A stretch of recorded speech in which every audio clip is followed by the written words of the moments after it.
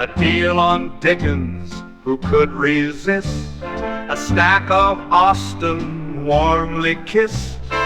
Golden Age crime tales twist and turn, every page a treasure to learn. Books keep coming home with me, piles so tall they're all I see. Turn a page and sail the sea, reading always feels so free. Hi, my name is Talia. Welcome to Talia Nerds Out. I just wanted to do a bit of a quick video for this Christmas season, and I have a review here for In the Dark Streets Shineth, a 1941 Christmas Eve story as told by David McCullough.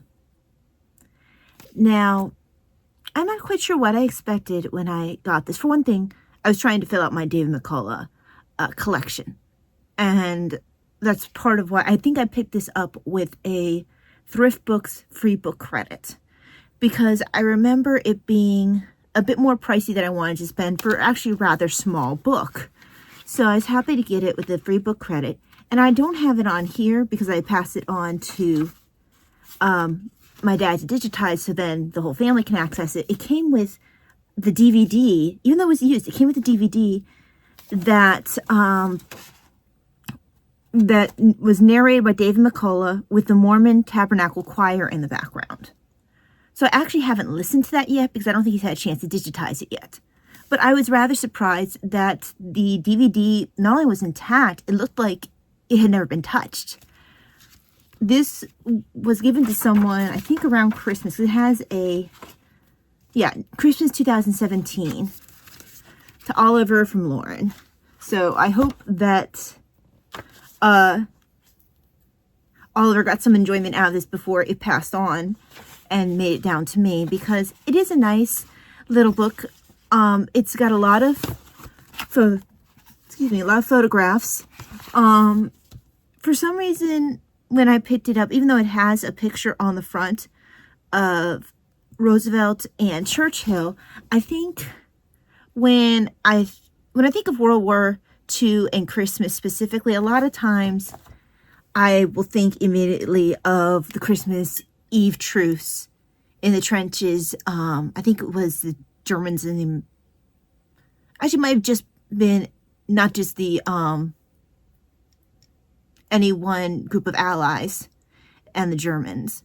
I can't remember. I need to actually see if I can find something that goes a little bit more into the Christmas Eve truce. I think it's kind of what I thought I'd be getting here, because that story always is very moving, where the men just basically decided, hey, yeah, I know we're fighting, but darn it, we're going to have this moment of goodwill. We're passing stuff across enemy lines, and just for a moment, we're just going to celebrate Christmas. And that was something that was not planned. It was kind of a cool moment, human moment. So I think that's kind of what I was expecting to find here. That's not what this is about. And it is quite fitting that they do have a DVD with music in the background, because this is actually not only going over the speeches of this night when Churchill came to visit the U.S. and he and Roosevelt, Churchill came to visit the U.S. and he and Roosevelt give speeches as politicians do, especially during times of great crisis. But what this story emphasizes, even though it does give you the speeches, is the American songs that were written during that era. And while David McCullough mentions in passing, I'll Be Home for Christmas as being an American song, he mentions it right before he gives the speeches. There's like a whole page, maybe, devoted to I'll Be Home for Christmas. It was written... Well, it was first recorded in 1943, but was written in 1942 by two New Yorkers. And okay, so he actually does 3 pages for that.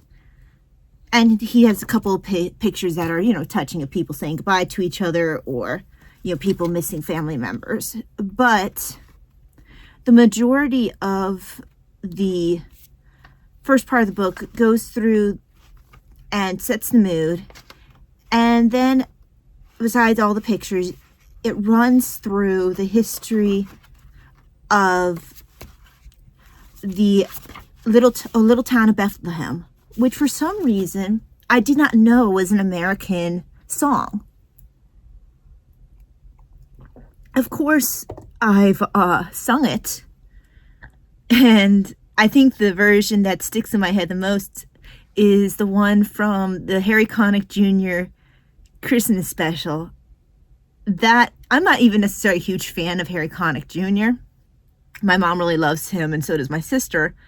But my sister and I watched the heck out of that Harry Connick Jr. Christmas special. I want to say it was like the 1990s, and it was on, of course it was a, they didn't have DVDs, so it was a cassette. I don't even know if it is available on DVD, but we watched that over and over and over again. Every Christmas, at least once. And it wasn't necessarily the highlight of the show for me when he stops and he does a little town of Bethlehem, because as a kid, you're going to be more interested in him with his I'll Pray on Christmas, and when he sings just a couple of the other songs where it's a lot more upbeat and something that children will get a little bit more out of. But even though it always felt like at that point the show slowed down because it's a very solemn moment, even then the beautiful tones of that song, the way Harry Connick Jr. sings it during that special, and I haven't watched the special in many years. Like I said, I don't even know if it has a DVD, but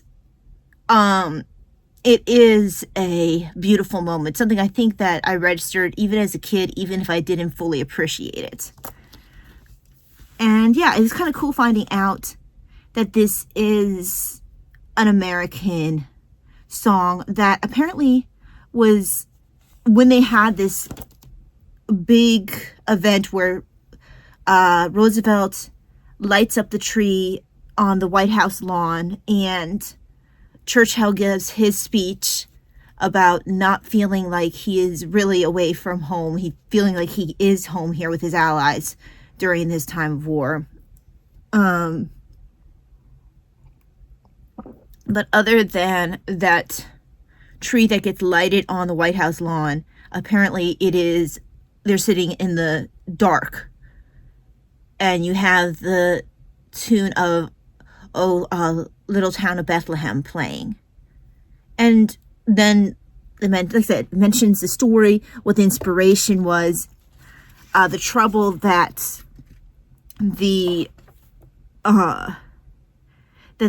organist had in 1868 of putting it to music, because it wasn't written in the 1940s, but it was a part of this program for this 1941, I believe, 1941 speech.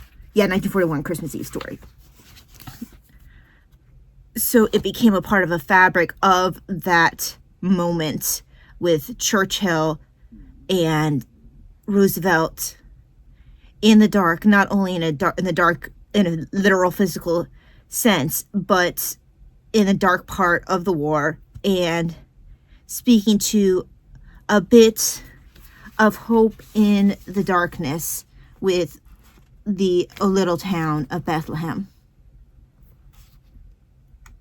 I'm probably going to pass this on to my mom, and I am going to have to at some point pull out, find the DVD, the digitized version, once my dad puts it up, and listen to this story the way I think that it can be best experienced, with David McCullough telling the story to the backdrop of the music by the Mormon Tabernacle Choir, because I can only imagine it's beautiful and a good way to accompany this story and really get you in the mood.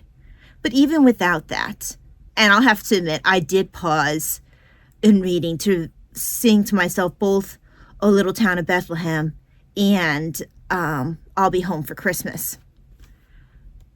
So it's just a nice, short, heartwarming little book that I'll probably pass on to my mom, who actually does have musical background. She has been in the choir, not of late, but for many, many years, she was in the choir. She plays the guitar.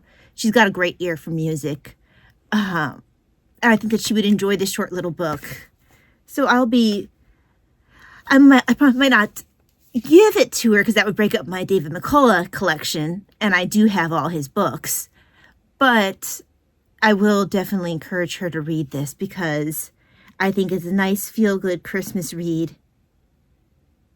And yeah, so that's really all about this book. If you can find a copy of this book that comes with the DVD, I think that would be excellent. I do think it's still enjoyable if you cannot find one with a DVD. You could probably just look up the Mormon Tabernacle Choir with the music that is being mentioned and then read that in the back with that playing in the background. Now, because this was so short a book, I didn't really get to enjoy my bookmark that much. So I'll just stick it in a different Christmas book and enjoy it there. Because I do like Christmas bookmarks. I just kind of enjoy making kind of December a whole feel of Christmas. It kind of also fits in with doing the liturgical prayer where if you are